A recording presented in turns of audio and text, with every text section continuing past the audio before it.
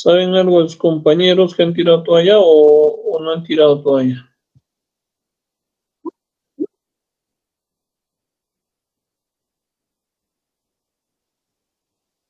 Ya.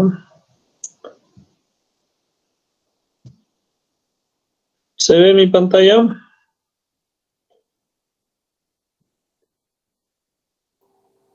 Ya, entonces vamos a comenzar.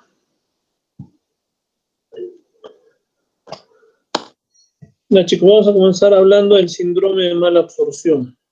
El síndrome de mala absorción es un síndrome muy interesante que muchas veces dejamos pasar en la evaluación de un paciente. Recordamos de que aparte de las patologías que vamos a tener y vamos a ver ahora, también hay una alteración natural desde que somos niños hasta que somos adultos, adultos mayores y personas de tercera edad, ¿no?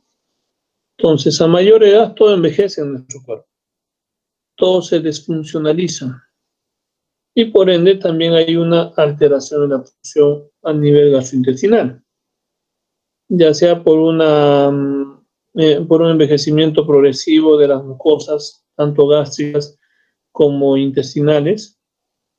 Entonces, y eso va a condicionar también a producir un síndrome de malabsorción. Ustedes habrán visto muchos abuelitos, ¿no? Nuestros abuelitos inclusive, que vienen y nos dicen, pero quiero comer como comía antes, ¿no? Pero me caen mal las cosas, me caen mal las comidas. Entonces tenemos que enfocarnos también en eso. No vamos a llegar a que nuestros abuelitos pues coman como comíamos o como comían cuando tenían pues sus 20, 30 años, ¿no?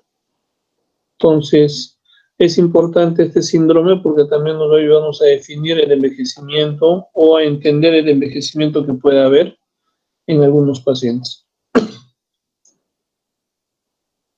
Entonces vamos a hablar. Como definición es la mala absorción. De la mala absorción vamos a ver de qué es una dificultad para incorporar los nutrientes del tubo digestivo. O sea, el organismo no puede absorber de forma adecuada, que puede estar producido por una mala digestión intraluminal, o sea, una alteración en la parte luminal.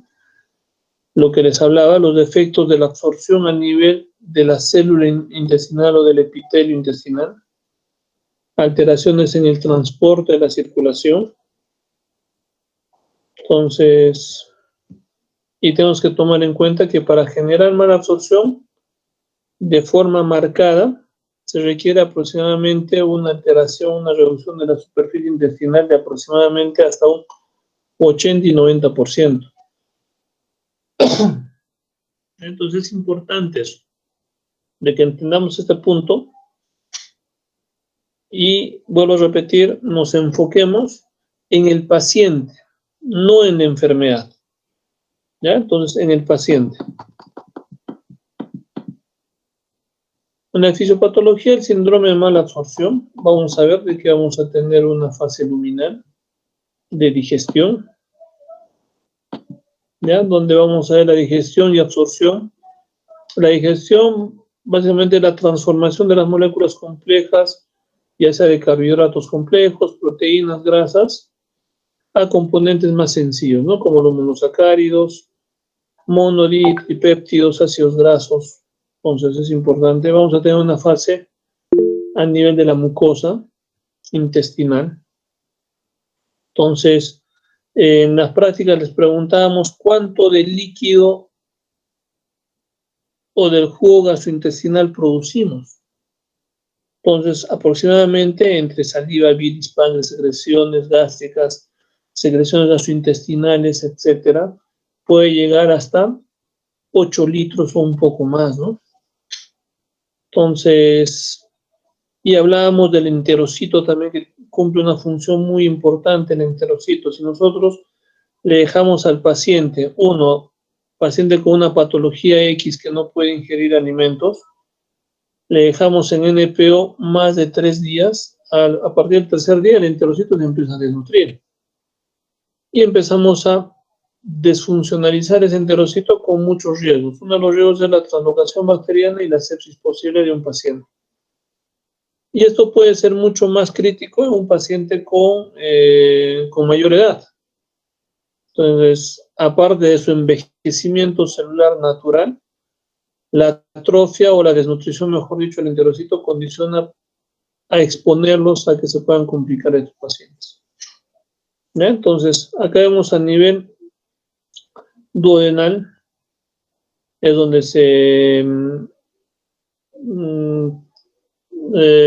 se presenta la mayor cantidad de líquido. A nivel de yeyuno y en ilion es donde se absorbe la mayor cantidad de líquido y llega pues hasta un 20% en el colon, ¿no? ¿Por qué? Porque en esta mucosa pues es muy fenestrado la mucosa intestinal y eso nos va a ayudarnos a tener un intercambio del sodio-hidrógeno, de los nutrientes con el sodio, la absorción de nutrientes a ese nivel. Claro que en el colon no pasa eso. Entonces, inclusive en el ilio, lo trabeculado del intestino es menor. La absorción no está muy aumentada, es un poquito disminuida. ¿Ya? Entonces es importante entender este cuadro desde la cantidad de líquidos que podemos tener en nuestro organismo. Ahí lo que les comentaba. Entonces, en un paciente que va a tener un ayuno prolongado hay que darle siquiera una dieta enteral trófica, ¿no? Para nutrir ese enterocito y de que no se desfuncionalice. ¿Qué tipos de células van a estar a cargo de una absorción a nivel intestinal? Acá vemos las células de absorción de la superficie misma del intestino, células caliciformes, células enteroendocrinas, células regenerativas y las células de Paneth, ¿no? Entonces, es muy importante entender esto, importante entender de que la superficie luminal no solamente es el tamaño que presenta el duodeno y el yeyuno ilium, sino estas se potencian en relación a los pliegues en el espacio absortivo hasta 3 veces más. Las vellosidades hacen de que este espacio incluso crezca hasta 30 veces más y las microvellosidades pues hacen de que aumente esta superficie de absorción hasta 600 veces más. Entonces no es de que el tamaño que vemos espectroscópicamente a nivel intestinal pues es el tamaño real de absorción a nivel de la luz intestinal, sino puede llegar hasta 600 veces más en las microvellosidades. ¿Qué es lo que se produce o qué es lo que se absorbe a nivel del estómago? A la cabeza, lo que los estudiantes de medicina hacían, ¿no? Porque ahora ya no hacen. Los fines de semana, el alcohol, hasta un 20% de todo el alcohol que tomábamos cuando éramos estudiantes, se absorbía en el estómago, ¿no? Por eso te decía tu mamá, si vas a tomar, tienes que comer bien, ¿no? Y si comes bien, esa absorción a nivel del estómago de alcohol es menor y no nos emborrachamos muy fácilmente. Entonces, el alcohol en el estómago. En el intestino delgado, algunos electrolitos, glucosa, vitaminas, aminoácidos, grasas, agua, bilis, sodio, potasio y el alcohol un gran porcentaje, ¿no? Hasta un 80%. En el colon ya también no se absorbe mucho. Lo que más se absorbe son electrolitos y agua. Entonces, la digestión a nivel del colon ya no se da, en el resto peor, ¿no? Entonces, es importante tomar en cuenta. En la fase de transporte o posabsortiva vamos a tener dos mecanismos importantes, la vía sanguínea y la vía linfática. Alteraciones de este nivel también van a producir alteraciones a nivel orgánico en la absorción. Los hidratos de carbono en nuestra dieta vamos a tener como monosacáridos, disacáridos y polisacáridos, ¿no? Los almidones, las dextrinas, el glucógeno, etc. Y la fibra va a cumplir un papel muy importante en la absorción de carbohidratos. en una dieta del diabético se recomienda darle una gran cantidad de carbohidratos. Nosotros sabemos que el paciente diabético pues es un tanto irresponsable, ¿no? No hace una buena dieta, se excede en algunas cosas. Es importante un paciente diabético hacer requisas. No sé, alguno de ustedes me imagino que debe tener algún familiar que es diabético y es complicado manejarles la dieta. Si hacemos requisas, así como en el penal, o se recomienda hacer requisas semanalmente o mensualmente, por su cama, su velador, debajo de la cama, debajo del colchón, y siempre encontramos chocolates, gaseosas, dulces, etc. Entonces, esa absorción de hidratos de carbono puede estar limitada o disminuida si nosotros le damos más fibra al paciente. Pero la fibra juega un papel muy importante en la absorción de carbohidratos.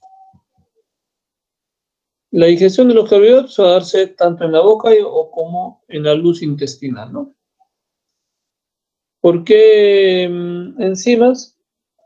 Por la alfa-amilasa que está en la saliva y en el páncreas. Entonces, los disacáridos a nivel de la membrana, a nivel del enterocito, va a absorberse. Entonces, es importante tomar en cuenta dónde se produce la digestión de los hidratos de carbono. Y esta absorción se va a producirse en el epitelio intestinal, como glucosa, galactosa acompañada de sodio. La fructosa también ingresa. Y por difusión facilita inicialmente el transporte activo secundario a la absorción de sodio, junto con la glucosa y la galactosa, y por difusión facilitada la fructosa, ¿no? Y por difusión facilitada de la célula epitelial va a pasar hacia la porta y a la circulación general, hacia el hígado y circulación general, ¿no? Entonces es importante esto. Los lípidos en nuestra dieta vamos a tener como triglicéridos, fosfolípidos, colesterol. Entonces son los lípidos más abundantes de nuestra dieta. Nuestro organismo puede sintetizar casi todos los lípidos que necesitamos, excepto el linoleico y el araquidónico, como ácidos grasos esenciales. La digestión de los lípidos, vamos a ver de que se digiere en el intestino delgado por la lipasa pancreática. Las sales biliares ayudan en la acción de la lipasa. Este efecto va a condicionar a un efecto mecánico junto con las sales biliares, la lipasa pancreática, y va a degradar en monoglicéridos y ácidos grasos, ¿no? De esa manera van a ser absorbidos.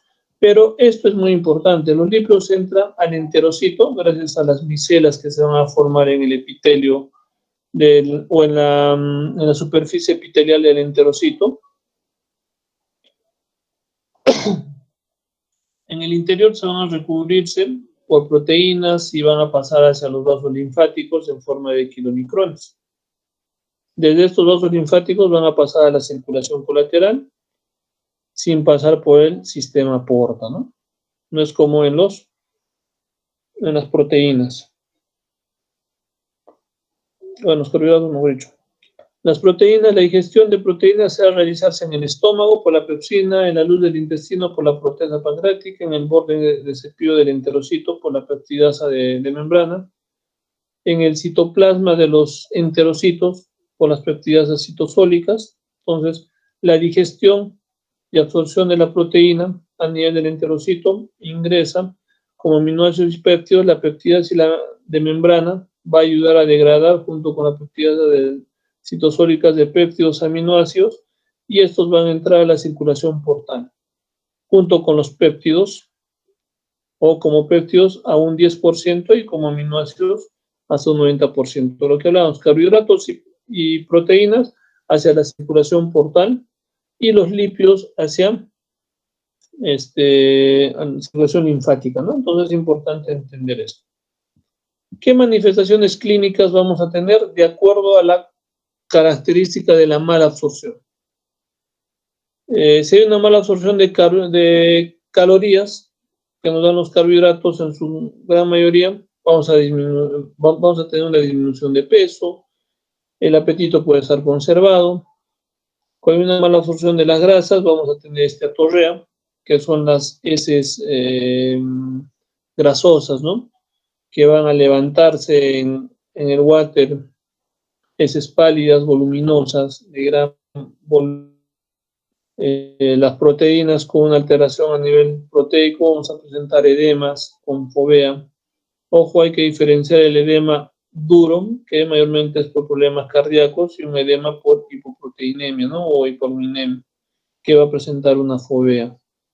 Atrofia muscular. Los carbohidratos también en sí van a producir diarreas osmóticas, flatulencias, distensión abdominal e intolerancia a la lactosa. Muchas vitaminas van a tener también un síndrome de malabsorción, de acuerdo a su mecanismo, de acuerdo a la producción. La vitamina B12, que está relacionada mucho con el factor intrínseco a nivel del estómago, cuando hay una atrofia de la mucosa del estómago, va a condicionar a producir una disminución de la vitamina B12, esa va a producir anemia crónica, degeneración del cordón medular, parestesias, ataxia, pérdida del sentido en la vibración, ceguera nocturna por vitamina A, vitamina B, queirosis, glositis, estomatitis, hierro, anemia microcística crónica, glositis, etcétera, ¿no? El calcio, vitamina D, parestesias, tetania, fracturas, patologías, osteomalacia. Entonces, es importante eso. El ácido fólico, hiperkeratosis folicular, ceguera nocturna, vitamina K, alteraciones en la coagulación, hematomas, etc. Especialmente la vitamina K, ya que esta es pues una sustancia que va a activar los factores de coagulación vitamina K dependientes, ¿no? Y se activa a nivel del hígado. ¿Qué exámenes auxiliares podemos tener? Exámenes auxiliares que van a estar disminuidas en relación al déficit de diferentes vitaminas, diferentes minerales, la albúmina, la ferritina, hierro, hemoglobina, etc. Y va a haber un incremento en la alteración de los factores de coagulación vitamina K dependientes cuando hay una buena absorción de vitamina K, oxalatos en la parte de orina, oxalatos de calcio. Algunas pruebas específicas en el síndrome de mala absorción. Vamos a ver una mala absorción de las grasas. Podemos hacer pruebas cuantitativas de grasa en heces, donde se va a dar al paciente una ingesta de entre 70 y 100 gramos de grasas, de alimentos con grasa, y se tiene que recolectar pues en 3 días. Lo normal es de 6 gramos de grasas en las heces al día, pero cuando hay mayor cantidad, pues hay una alteración a nivel de la absorción de grasas, ¿no? En un coprofuncional, ¿qué es lo que medimos? El SUDAN, que es la presencia de grasa en las heces. Hay otras pruebas más específicas, el test de aliento, tanto con carbono 14, carbono 13, triglicéridos y trioleína, que son componentes que nos van a ayudar a diferenciar la absorción de grasas a nivel intestinal. Esta es una lámina con presencia de abundante grasa en un test de SUDAN en heces. Una alteración en la absorción de carbohidratos. A la cabeza, la prueba de decilosa, que es muy común, donde se va a darse 25 gramos de decilosa, y eso se va a recoger o se va a tomar muestras en el suero y en orina, y lo normal de estos 25 gramos es encontrar 6 gramos en orina y aproximadamente 20 miligramos por decilitro en suero, ¿no? También podemos encontrar pruebas de intolerancia a la lactosa en suero. Hay test de aliento para definir esto. Test de aliento para lo que son en la respiración, un test de respiración de hidrógenos, evaluar el pH fecal. Este es un gráfico de la absorción de la decilosa. Cuando damos 25 gramos, el 25% aproximadamente se va hacia las heces. El otro 25% se absorbe a nivel portal que va a ir a nivel hepático. De esto el 25% se metaboliza y se puede encontrar en la sangre, y el otro 25% se elimina a nivel renal. Entonces, es uno de las pruebas para ver mala absorción de carbohidratos, que tiene una buena sensibilidad. Otras pruebas de mala absorción, las pruebas de aliento de hidrógenos para ver lo que es glucosa, lactosa, pruebas de aliento de carbono 13 con decilosa también, las pruebas de Shigin, que nos va a ayudarnos a ver mala absorción de vitamina B12, donde se utiliza una B12 marcada, y de acuerdo a eso se mide en sangre. Pruebas donde vamos a encontrar alteraciones del páncreas, que puede haber pruebas directas o invasivas y pruebas indirectas en sangre, en orina o también en heces. Las pruebas invasivas, vamos a ver las pruebas de secretina. Esto básicamente es de función pancreática. Pruebas de secretina y las pruebas de LUN, ¿no? Las pruebas de LUN va a ayudar a ver la funcionalidad del páncreas exocrino y la producción de estas enzimas para la digestión a nivel intestinal, ¿no? Entonces, nos ayuda a ver la función pancreática, sí. Y las no invasivas, la determinación en suero de algunas enzimas, como la isoamilasa pancreática, la tripsina, la quimiotripsina, elastasa, las pruebas de ventiromida, que son pruebas mucho más específicas para ver la funcionalidad de páncreas exocrina, pero son pruebas muy invasivas. La prueba de aliento de carbono 13, carbono 14, que también nos ayuda a ver. Radiológicamente nos puede dar algún panorama de sugestión de alguna alteración posible, ¿no? O también de una alteración a nivel estructural. No es muy concluyente, pero sí nos puede ayudar, especialmente en síndrome del intestino corto. La endoscopía digestiva alta nos ayuda a definir lo que es la mucosa, especialmente a nivel duodenal, que en algunas enfermedades vamos a ver de que hay una atrofia a nivel duodenal, que nos están indicando de que hay una posible alteración o un síndrome de mala absorción por una enfermedad X, que es a la cabeza el paciente celíacos o intolerancia al gluten. Cápsula endoscópica nos da imágenes referenciales para ver cómo está la mucosa a nivel del tracto gastrointestinal. La biopsia intestinal nos va a ayudar a saber la patología o la estructura de la mucosa misma. Estudios radiológicos, algunos problemas diverticulares en yeyuno van a producir alteración desde de la absorción, o algunos que tienen pliegues prominentes, o también edemas de mucosa o signos de las monedas apiladas, ¿no? Como una obstrucción intestinal alta. Acá vemos una imagen de una atrofia. Normalmente es media terciopelada la característica, y cuando hay una alteración de esa mucosa terciopelada y se hace más brillosa, más lisa, estamos viendo una atrofia a nivel de la mucosa intestinal, especialmente intestino delgado. Y en la biopsia vamos a ver una biopsia de un intestino normal y una biopsia de un intestino con atrofia de vellosidades, ¿no?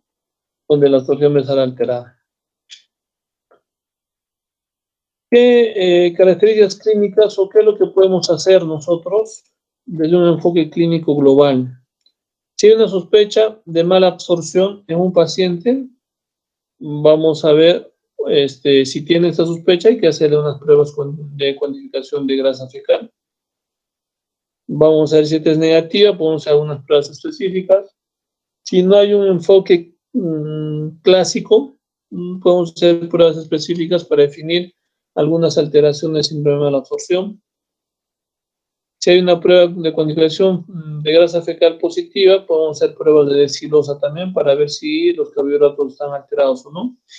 Si esta sale negativa, hay que buscar otras pruebas de función pancreática.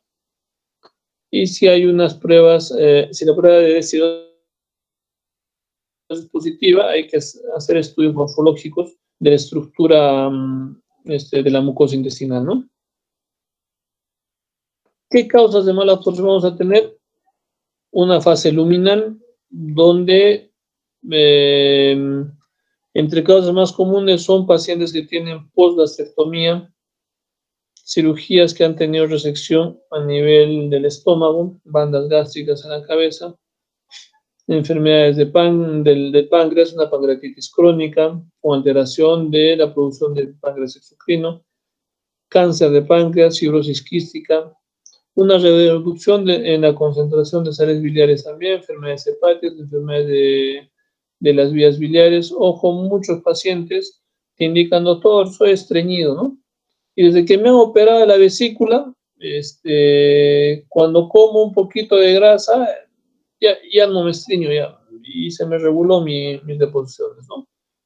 Pero tengo que comer algo de grasa. ¿Por qué? Porque hay una mala digestión a nivel tanto de proteínas y de grasas, ¿no? Y eso puede condicionar deposiciones media sueltas, un síndrome de mala absorción. También pacientes que tienen activación de algunas enzimas, como pacientes que tienen gastrinomas, sobrecrecimiento bacteriano, en síndrome del intestino corto, pacientes que son usuarios de algunos fármacos que van a producir alteración a nivel de la mucosa intestinal. Fase de la mucosa, vamos a ver que hay pacientes que tienen alteraciones en la superficie absortiva, en la mucosa intestinal. Entonces, a la cabeza el síndrome intestino corto, pacientes operados con una gran resección intestinal. Ojo, no solamente intestino grueso, sino intestino delgado, que son los que tienen y los que dan mayor síndrome de intestino corto o síndrome de mala absorción. E incluso tenemos que tomar en cuenta si esta resección intestinal tiene compromiso de la válvula ileocecal o no. Porque si hay una gran resección a nivel intestino delgado, pero con preservación de la válvula ileocecal, en la válvula ileocecal hace como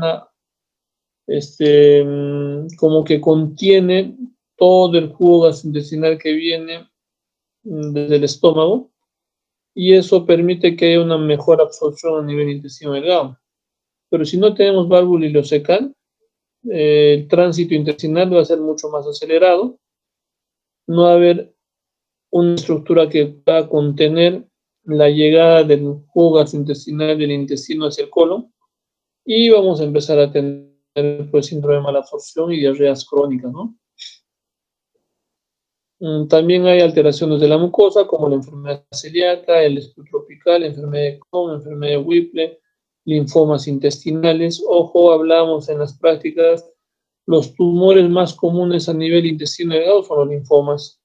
Enteritis por radiación, gastroenteritis eosinofílica, que está de moda, que es como una activación alérgica, pongámosle así, causada por algunos alimentos o algunas situaciones especiales en los pacientes por activación eosinofílica a nivel entérico, amiloidosis, esclerodermia, déficit de sacaridasas, hipoglobulinemia, hay beta-lipoproteinemia, que es una alteración en la absorción de lípidos. Y en la fase de transporte vamos a tener problemas vasculares y linfáticos, ¿no?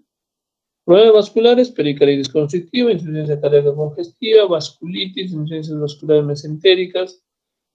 A nivel linfático, linfagistasis intestinal, la tuberculosis, el linfoma, van a producir síndrome de mala absorción. Otras causas, algunos fármacos, enfermedades metabólicas, el hipertiroidismo, el hipotiroidismo, la diabetes mellitus. Ojo, la diabetes mellitus es una enfermedad que cada vez está produciendo no solamente algunas alteraciones extraintestinales.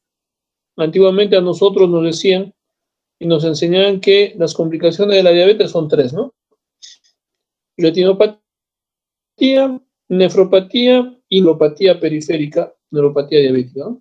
Pero en la actualidad hay más de tres.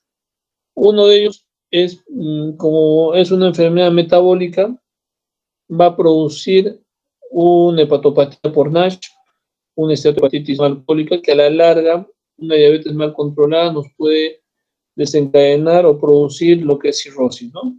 Una cirrosis metabólica. Otra cosa, gastroparesias o gastropatías diabéticas, que inicialmente va a haber una hiperestimulación a nivel gastrointestinal, produciendo síndrome de mala absorción, produciendo diarreas crónicas, y que posteriormente va a empezar a haber una gastroparesia con alteración a nivel neurológica y en las terminaciones a nivel intestinal, y una disminución de su funcionalidad del intestino o del peristaltismo gastrointestinal, que también comienzan a tener problemas de reflujo, náuseas, síndrome de mala digestión o sensación de llenura, estreñimiento, porque el tránsito ya también se hace mucho más lento, ¿no? Entonces, la diabetes es una enfermedad que cada vez está produciendo más problemas, hay que tomar en cuenta eso también. Otras enfermedades, dermatitis herpetiforme, mastocitosis, insuficiencia suprarrenal, síndrome carcinoide, el SIDA. Ojo, es diferente SIDA a VIH. El VIH puede tener un paciente VIH y sin necesidad de llegar a estadio SIDA, ¿no? Hay una clasificación del CDC donde clasifica el VIH de acuerdo a los estadios. Son 3 tipos, A, B, C y del 1 al 3, ¿no? 3 estadios. Todos los 3 y todos los C son estadios SIDA y todos los B1, B2, A1 y A2 no son estadios SIDA, ¿no? Entonces hay que diferenciar eso. No todo paciente que tiene VIH automáticamente tiene SIDA. Y cuando hay problemas ya en estadio SIDA, hay una alteración a nivel orgánico, ¿no? Ahora vamos a hablar de algunas patologías puntuales más comunes. El esplus celíaco es una enfermedad que cada vez estamos teniendo los pacientes o están teniendo los pacientes y estamos detectando intolerancias al gluten. También se denomina como un esplus no tropical, inclusive hasta hace un tiempo le decían pues el esplus no tropical o el esplus celíaco, ¿no? O enteropatías sensibles al gluten. Caracterizada por mala absorción de nutrientes, va a haber una lesión histológica a nivel del intestino delgado. Es típica, pero no es muy específica en relación a otras patologías inclusive. Va a tener una mejoría rápida y también mejoría en la clínica y en la parte histológica al eliminar el gluten en la dieta, ¿no? La prevalencia cada vez está aumentando, de 1 en 1000 habitantes de raza blanca pueden tener una enfermedad celíaca. Fisiopatológicamente, básicamente es una alteración, es un desorden inmunológico por activación del gluten, ¿no? A nivel intestinal. ¿En dónde tenemos gluten? En el trigo, la cebada, el centeno, la avena. Entonces, es importante preguntar al paciente. Muchos de los pacientes vienen, doctor, tengo diarreas crónicas, ¿no? Estoy bajando de peso, como y sigo bajando de peso. Entonces, para mí me funciona bastante hacer unas tablas nutricionales o de nutrición. Estas tablas nos ayudan a definir qué es lo que come el paciente día por día, desde lo más complejo hasta lo más sencillo que ha comido. Y muchos de los pacientes te dicen, no, doctor, ¿sabe qué? Me he comido un pan o he comido un poquito de pastas y me desencadena pues las diarreas, ¿no? Entonces hay que hacer día tras día las listas de comidas que ingiere el paciente y de acuerdo a eso, en qué día se repite el cuadro o se exacerba mucho más y hay que estar suspendiendo los alimentos que se repiten, ¿no? Entonces, nos ayuda bastante bien y hay muchos pacientes que ya no comen mucha harina, no comen derivados del trigo, de la cebada, la avena, el centeno, etcétera, y mejoran el cuadro gastrointestinal. Entonces, es importante eso.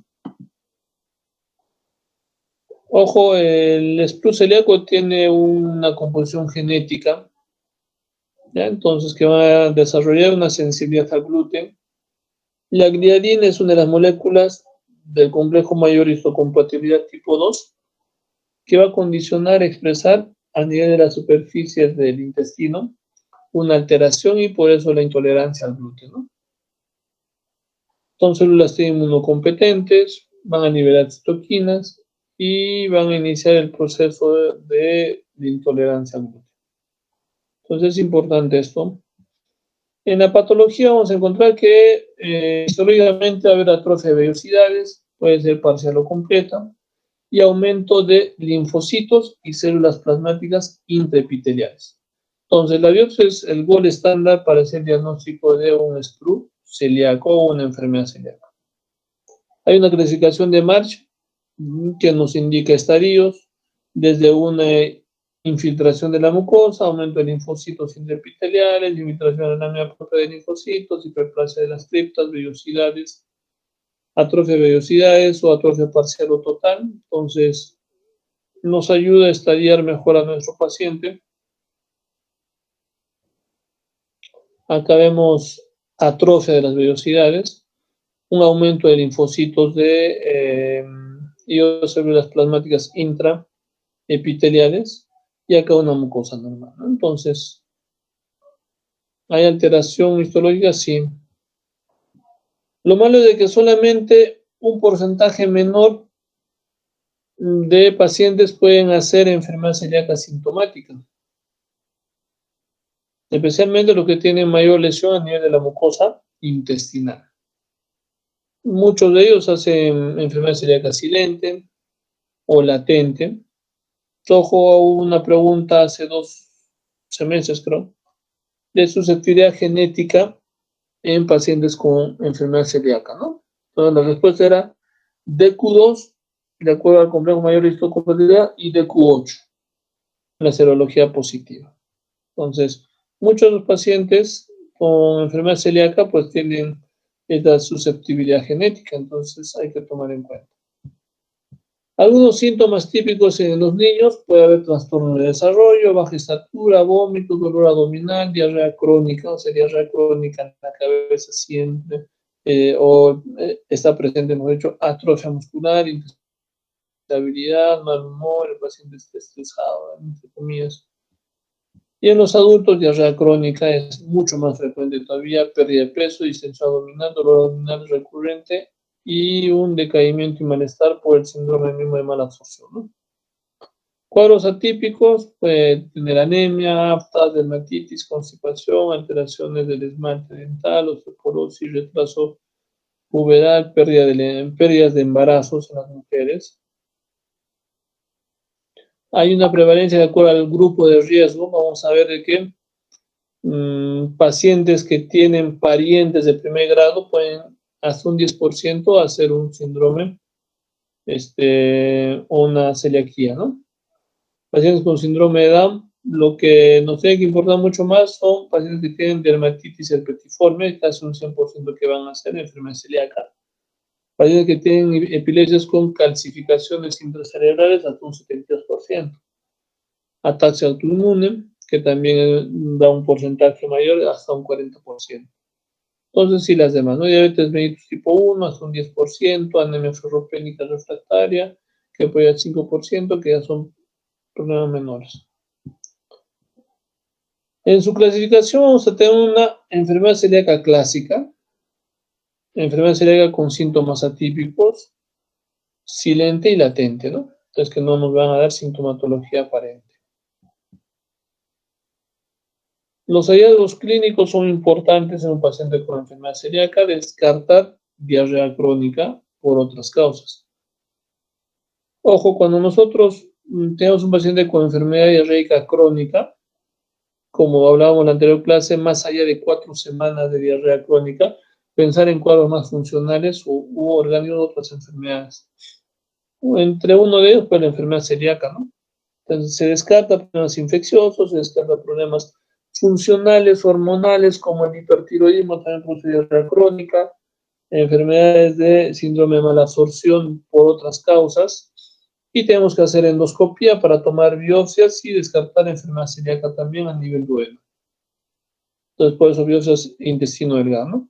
Si no se encuentra gran cosa, una colonoscopia puede haber inclusive colitis microscópica que condicionan también problemas de diarrea, acompañados de enfermedad inflamatoria intestinal, que vamos a ver en la siguiente clase, si no me equivoco. Hay que ver si hay intolerancias al gluten. Lo que les comentaba, muchos de los pacientes suprimen alimentos que tienen gluten y mejoran automáticamente, ¿no? Hay algunas pruebas serológicas para definir también enfermedad celíaca. A nivel de endoscopia digestiva alta, nuestro objetivo es tomar biopsia a nivel intestino delgado, a nivel duodenal.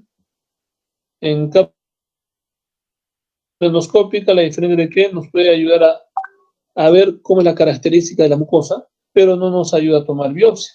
Entonces, la endoscopia es mejor o una enteroscopia, ¿no?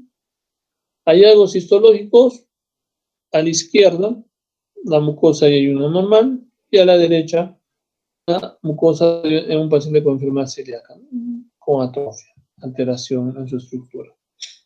¿Qué pruebas serológicas? Inmunoglobulina antigliadina, inmunoglobulina antiendomicio, antitransglutaminina tisular, que pueden llegar hasta un 90 y 100% inclusive de especificidad en el antiendomicio, ¿no?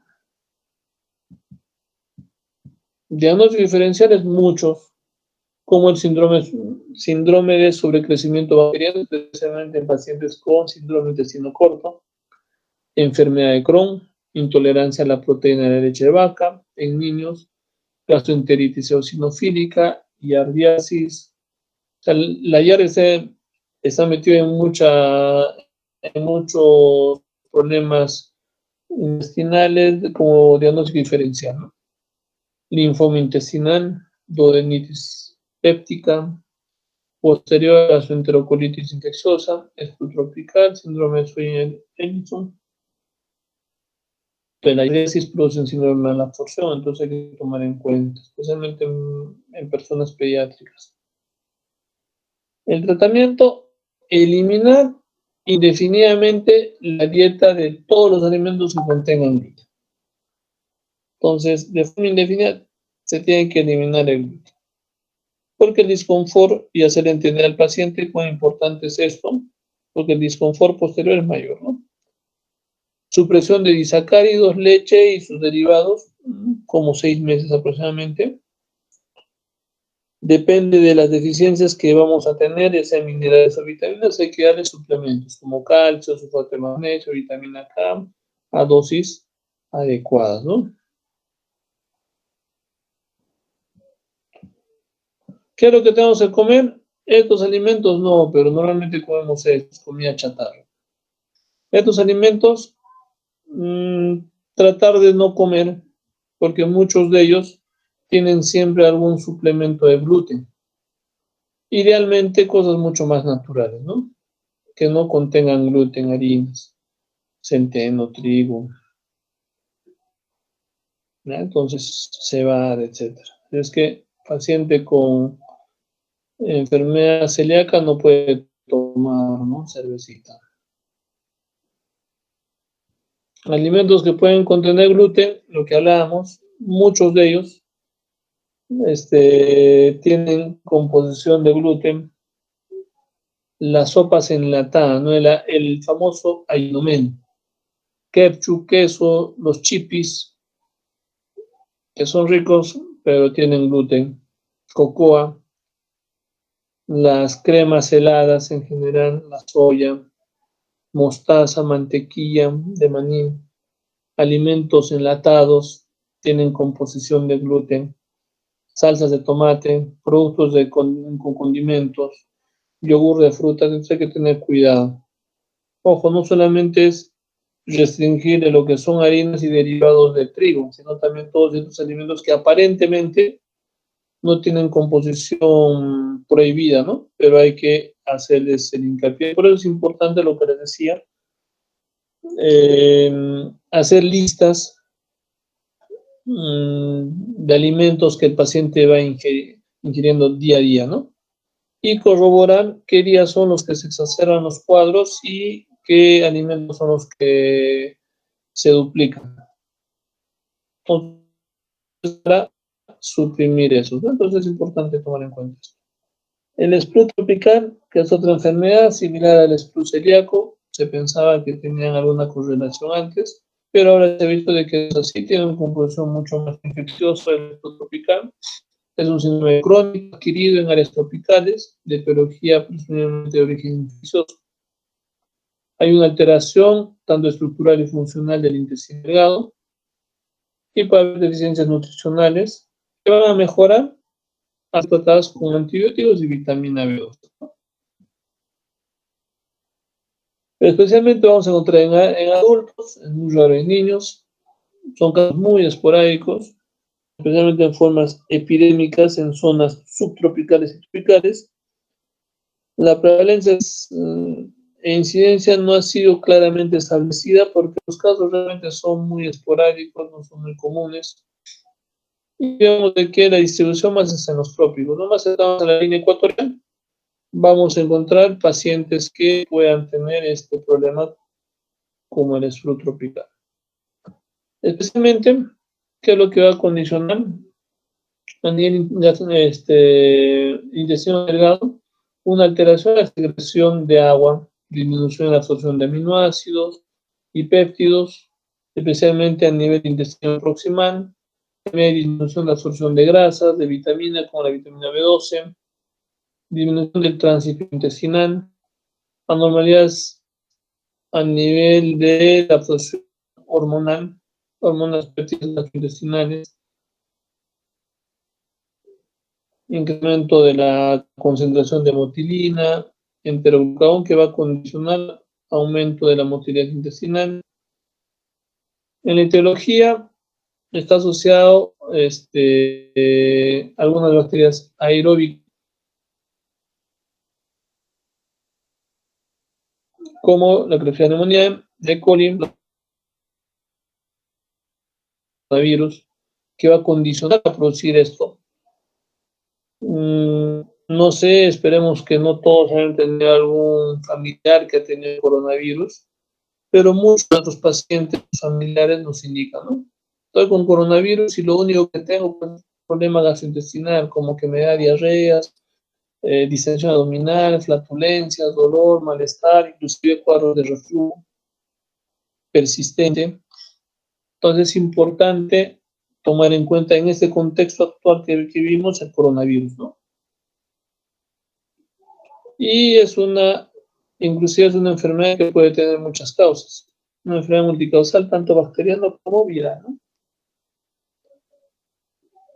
El sprue tropical tiene dos cuadros en su cuadro, o tiene dos fases en su cuadro clínico, una fase inicial y una segunda fase, ¿no? Donde ha producido diarrea acuosa, fiebre, mal estado general, que puede durar de semanas a meses.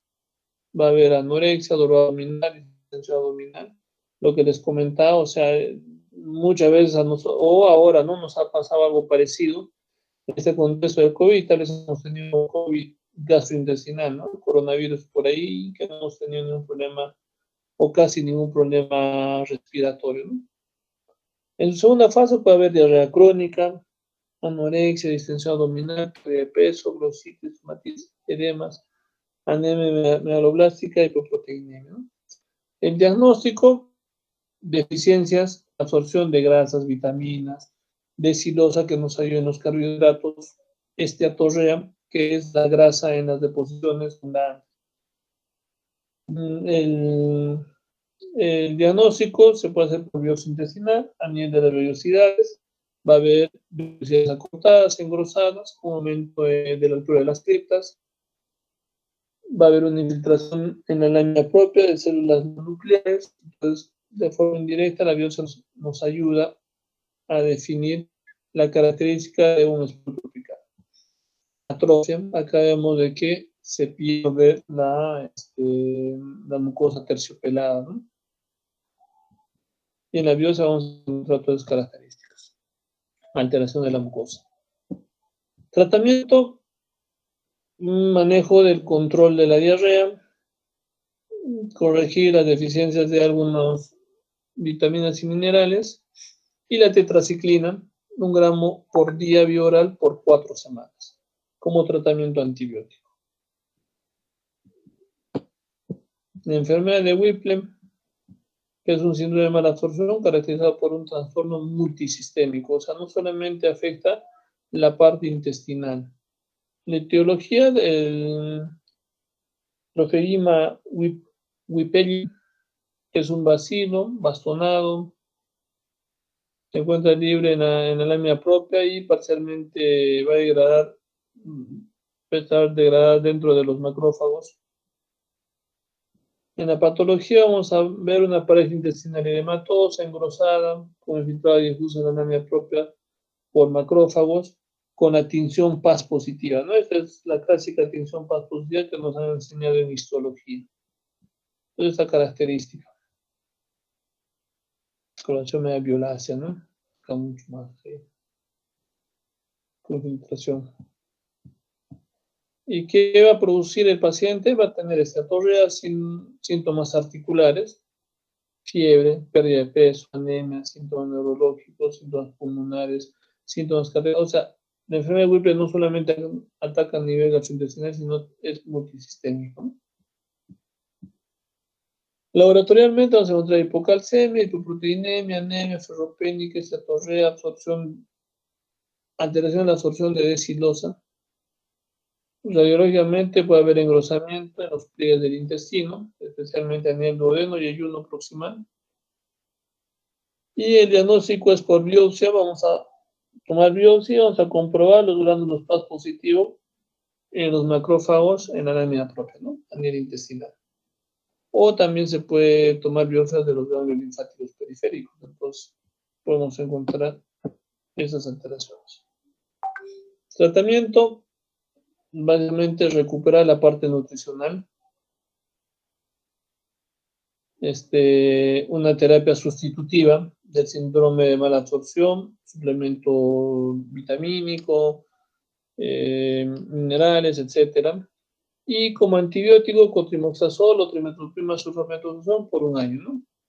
Como alternativas, cloranfenicol y ceftriaxona. El tratamiento es 1 año, el tratamiento es mucho más largo. El síndrome intestino corto que hablamos es un término que va a agrupar a diversos problemas clínicos. Ojo, muchos de los pacientes no tienen un intestino corto, pero sí tienen un síndrome intestino corto, que es diferente, ¿ya? Otros tienen el intestino corto, lo que les comentaba. No solamente el síndrome intestino corto depende de la cantidad de resección intestinal que tiene el paciente, sino de la funcionalidad que se queda, ¿no? Entonces, podemos sacar casi todo el ayuno y no vamos a tener un síndrome intestino corto. Pero si sacamos casi todo el ilio o la parte duodenal, sí vamos a tener posiblemente un síndrome intestino corto. Si no sacamos la válvula ileocecal, puede que no tengamos un síndrome intestino corto, ¿no?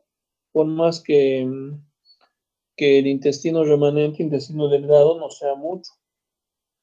Pero una resección con resección de válvula ileocecal, o sea, ya no tenemos válvula ileocecal, y no es mucha la resección ilial, entonces podemos tener un síndrome intestino corto. Entonces, no solamente depende del tamaño de lo que se ha resecado, sino también de la localización donde se ha producido esa resección intestinal, ¿no? Entonces, y la preservación de la válvula ileocecal. Entonces, vamos a ver, en resección quirúrgica puede ser por isquemias mesentéricas, arteriosclerosis, fenómenos trombóticos, vasculitis, etc. Enfermedades difusas del intestino delgado, como enfermedad de Crohn, que también por resección por enfermedad de Crohn vamos a tener síndrome del intestino corto. Y cuando no tienen alguna enfermedad sobreagregada como arteriosclerosis, fenómenos trombóticos, vasculitis, Crohn, etc. Problemas traumáticos, donde sí se tiene que hacer una resección La intususcepción también condiciona a producir obstrucciones y al final termina en resección intestinal. Derivaciones y ayunoideales, especialmente en obesos, también puede condicionar un síndrome intestino corto.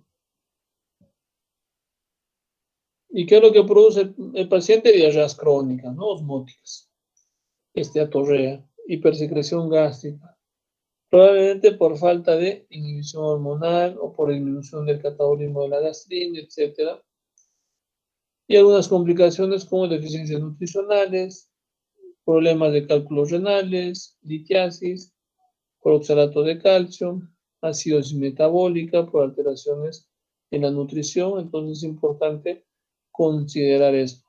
Esta es una radiografía de un síndrome intestino corto, en un tránsito intestinal, que nos ayuda a ver cómo está yendo ese tránsito en un paciente con intestino, bueno, lo que les comentaba, ¿no? El tránsito intestinal debe estar mucho más acelerado, acá dice, cuando no tenemos preservación de la válvula ileocecal, que no pueda contener todo el jugo gastrointestinal que viene del intestino delgado. Pero cuando tenemos preservación de la válvula ileocecal, eso nos ayuda a disminuir el riesgo de hacer intestino corto, ¿no? Entonces, y el tránsito intestinal se hace mucho más lento por la contención de la válvula. Algunos fármacos que nos pueden ayudar en el síndrome del intestino corto siguen los opiáceos, los análogos de la somatostatina, la terlipresina, el osteotien, una dieta disminuida en grasa, pero rica en hidratos de carbono. En ausencia de la válvula, considerar antibióticos, porque muchas veces hay sobrecrecimiento bacteriano cuando no tienes la válvula ileocecal. Y eso condiciona el síndrome intestino corto, inclusive. Si hay posibilidad de que haya una hipersecreción, hay que dar un IBP. Si hay deficiencias nutricionales, suplementos de las deficiencias que estamos teniendo. Podemos dar hormona de crecimiento, la glutamina, que va a ayudar a mejorar la parte intestinal de la mucosa o expandir el tamaño absortiva de la mucosa intestinal. Ojo, cuando hay una resección a nivel del ilio, va a haber mucha mayor alteración en el síndrome intestino o síndrome de mala absorción, porque las deficiencias nutricionales van a ser mayores, porque ese yeyuno no se puede, no puede tomar la funcionalidad del ilio. Pero cuando se reseca el yeyuno, el ilio sí puede suplir la funcionalidad del yeyuno, ¿no? Entonces, esas cosas también condicionan a un síndrome de mala absorción o un síndrome de intestino corto. Otras patologías son la deficiencia de lactasa, que es la causa más frecuente de intolerancia a los carbohidratos. Puede haber una forma primaria o secundaria.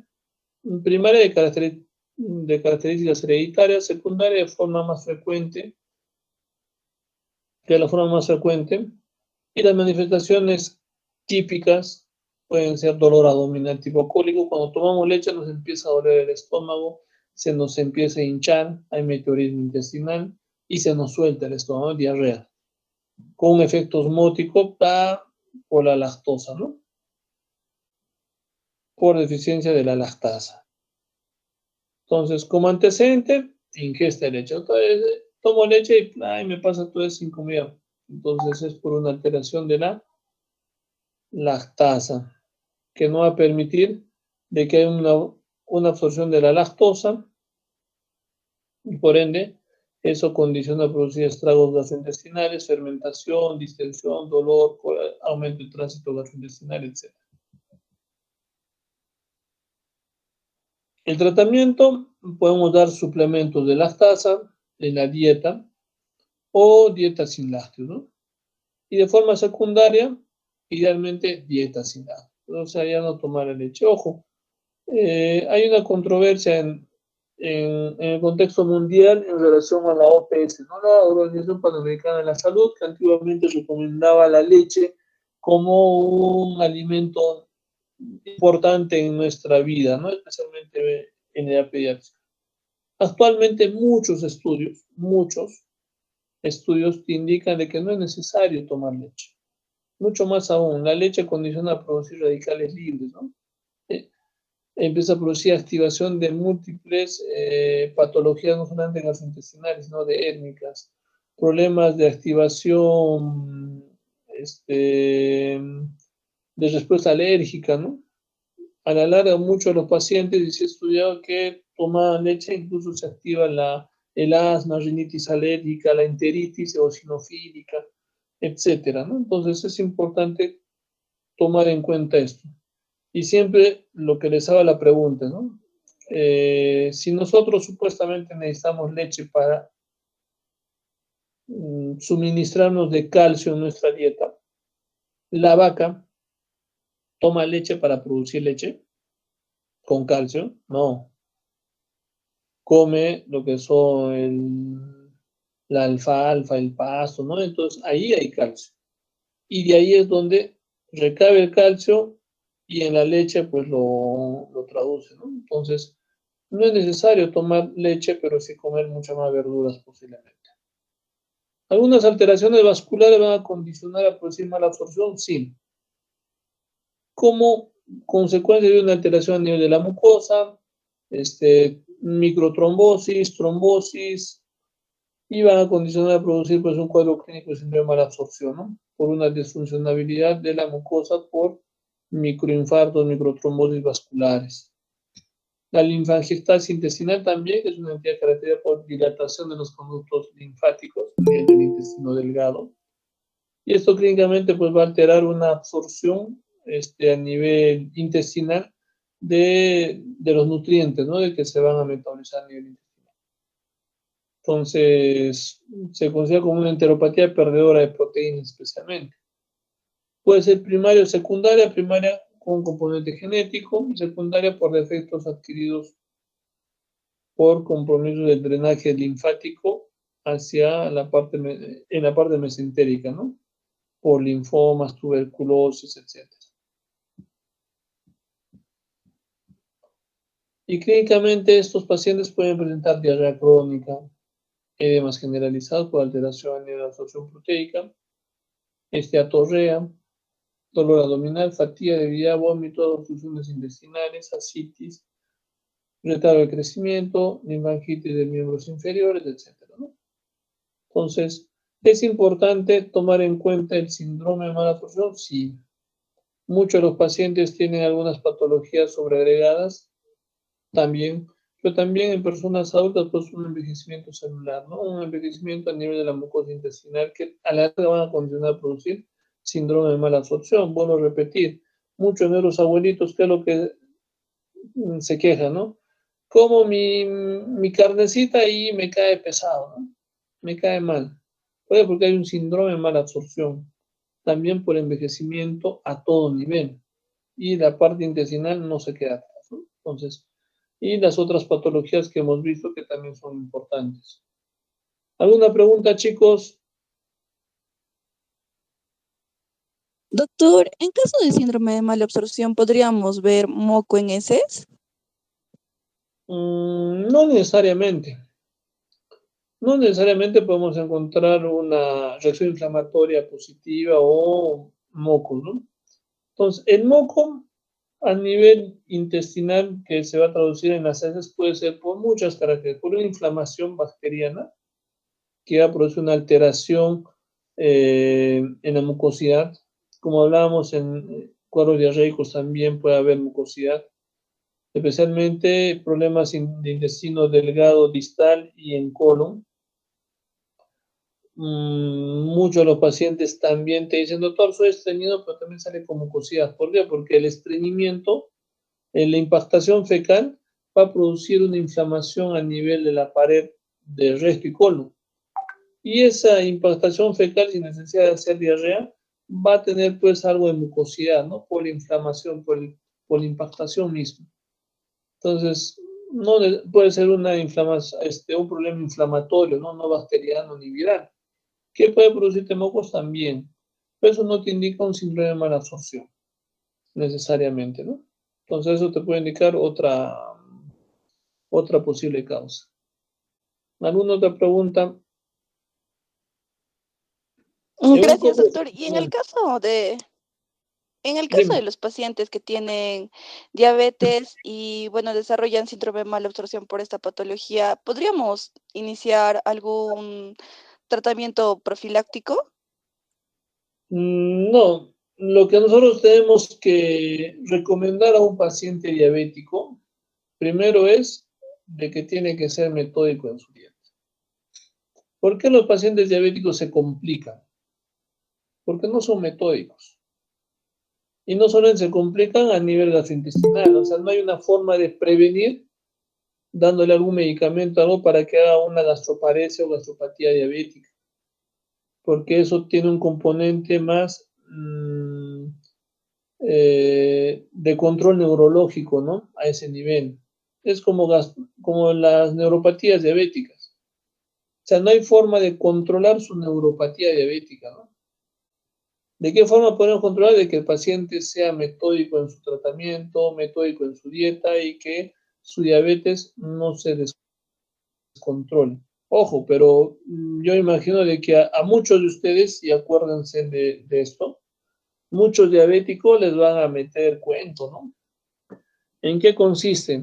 Muchos de los pacientes diabéticos agarran, y mucho más son los que utilizan insulina, se comen lo que sea, de todo, pasteles, pan, azúcar, su glucosa se sube, se baja, etcétera. Y cuando tienen que ir a su médico, que van a hacer ustedes, se meten un poquito más de insulina. Y la cosa que llegan, le hacen un hemoglucotest, está en 160, está bien, ¿no? Y no es tanto así. Entonces, para eso nosotros tenemos que pedir la hemoglobina glicosilada, que es un mejor marcador de un control de la diabetes. Entonces, si la hemoglobina glicosilada, por más que tenga la glucosa en parámetros normales está alta, quiere decir que es un desordenado en su alimentación, ¿no?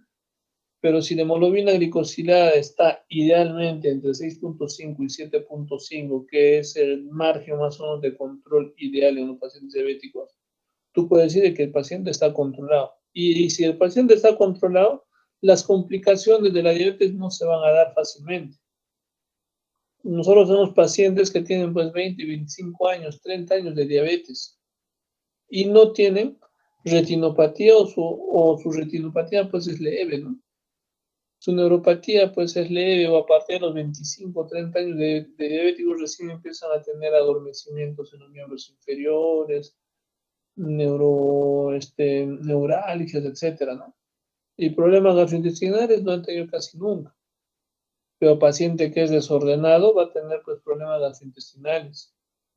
Va a comenzar con problemas diarreicos posiblemente, con síndrome de mala absorción, con gastroparesias. Ojo, igual la gastroparesia va a tener alteraciones a nivel en la digestión también. Pues va a empezar a tener reflujos, náuseas, vómitos, estreñimiento, etcétera. O sea, la diabetes es un problema mucho mayor en los pacientes que no son bien controlados, ¿no? ¿Alguna otra consulta, chicos?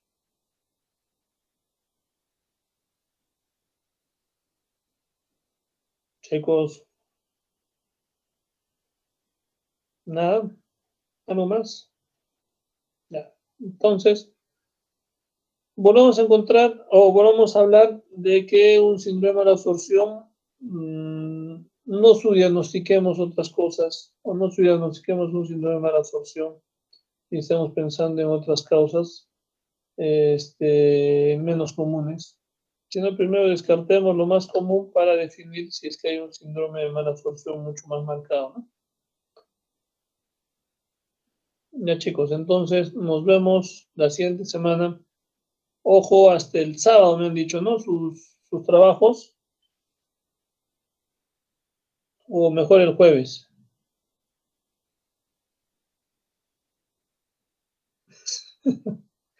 Ya, no hay problema. Hasta el sábado entonces tienen tiempo para mandarme su exposición, el grupo expositor, y sus trabajos. Ojo chicos, traten de buscar cosas que les van a ayudar a ustedes como médicos generales en los artículos de revisión. O sea, no cosas que son interesantes, ¿no? Son buenas, pero son cosas de mucho mayor especialización, de especialidad, etc.